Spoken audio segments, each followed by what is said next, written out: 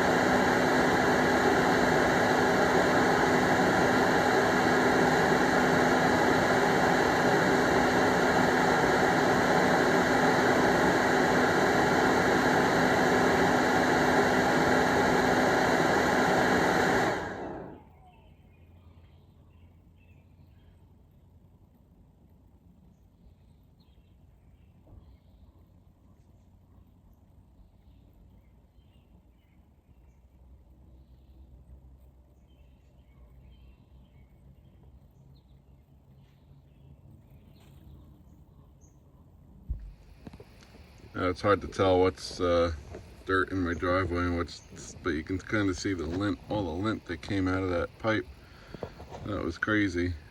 And this stuff came out first. I came out here physically and, well, of course physically, but I physically opened the vent and pulled it out with my hand. And that was after blowing the leaf blower through there without pulling the screen off the cap. There was this little screen that was on there, and I used the leaf blower and blew. It was all packed up against the screen, and I kind of figured that, so that's why I came out here and pulled the screen off, and then went back in and I did it again, and that's what you saw in this video. That's what came out after I had took out, probably the majority of it was backed up against the screen. So yeah, so now I just gotta put my screen back up there to keep the birds from going in there and whatnot. Squirrels. Yeah.